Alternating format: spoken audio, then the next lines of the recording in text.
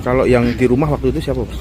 Yang di rumah kan ada 2 orang, ibu saya sama bapak. Nah pas itu kalau ibu saya itu kebetulan ke saudaranya, sempat bapak saya juga nganter gitu ke sana. Pas nganter gitu, bapak saya pulang ke rumah, kalau ibu saya langsung ke saudaranya gitu kan. Nah di situ pas malamnya ya terjadilah Longsor itu gitu. Sampai saat ini masih belum ditemukan. Alhamdulillah udah kemarin sampai sore jam 3-an. Langsung jam 4 lah. Langsung dimakamkan. Iya langsung dimakamkan jam 10 malam. Harapannya untuk pemerintah, Pak, ke depan seperti apa, Pak? Ya mungkin buat pemerintah saya sangat berterima kasih banyak, udah bisa membantu, tapi tolong juga lebih diteliti lagi.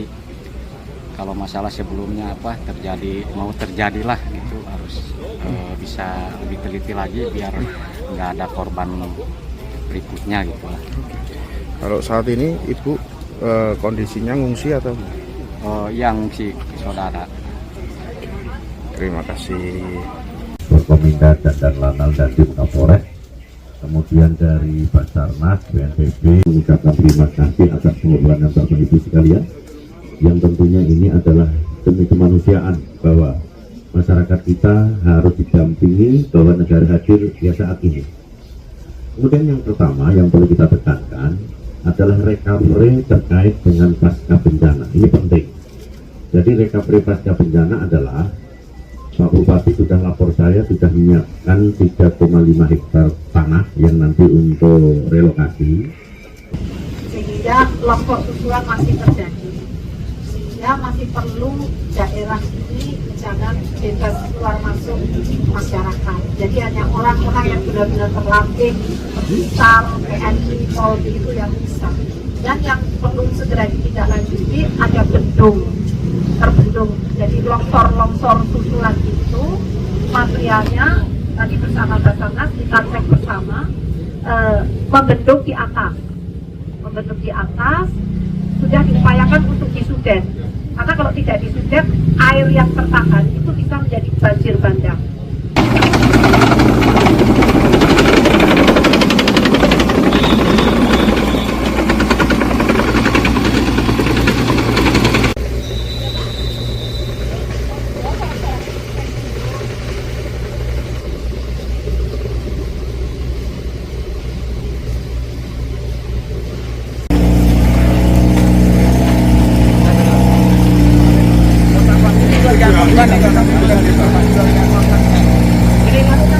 Oh,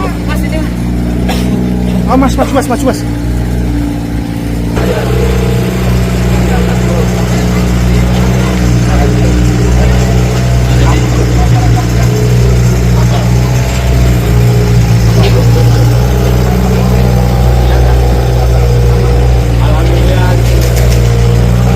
Ingat bahwa korban Kasih jalan, Mas.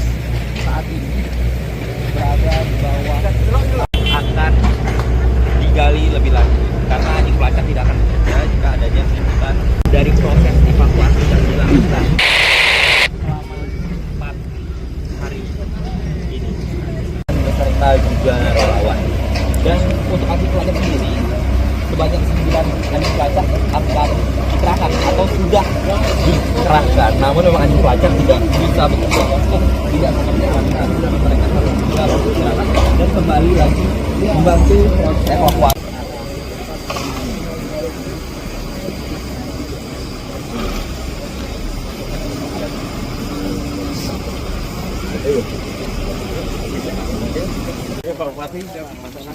Ya, Pak Gubernur ini, Mas.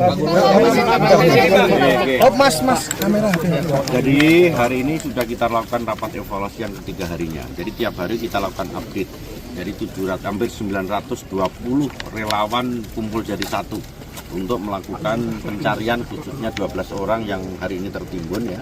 Ini dibuat beberapa klaster-klaster, baik klaster recovery terkait recovery nanti SAR, kemudian basar, macam-macam sudah lengkap sampai kesehatan dan sebagainya. Tetapi prinsip Yang pertama yang paling utama adalah bentuk layanan dasar masyarakat korban harus terpenuhi.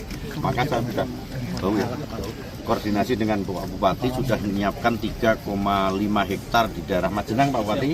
Dan nanti untuk rumahnya kita siapkan 400 miliar kita geser agar masyarakat yang terdampak segera recovery. Itu satu. Kemudian yang kedua yang tidak kalah penting adalah upaya pencegahan bagi masyarakat seputar, karena di atas itu masih ada retakan. Oleh karena itu tadi Pak Lurah, Pak Camat dibantu oleh dan Ramil sama Kapolsek untuk kita himbau bagi mereka yang rentan sementara kita geser dulu sehingga agar tidak terulang lagi. Kita kan tidak tahu itu retakan di atas nanti geser apa enggak. Kemudian yang keempat yang tidak kalah pentingnya adalah bagaimana daerah lain khususnya di Provinsi Jawa Tengah adalah merupakan minimarket bencana ya, tidak terulang daerah lain, daerah Brebes, kemudian daerah Wonosobo dan lain sebagainya.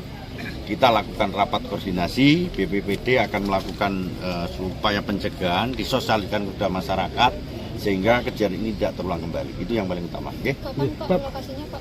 Ini sudah disiapkan dengan masyarakat.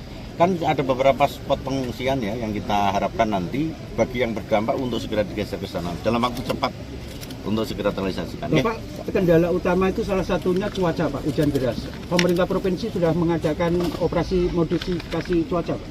Kita ini beliau yang sudah kita mintain tolong. Pak, dengan modifikasi cuaca, Pak. Sudah dilaksanakan hari ini. Ya kami berharap bisa berhasil ya, karena ini kan tergantung dari angin.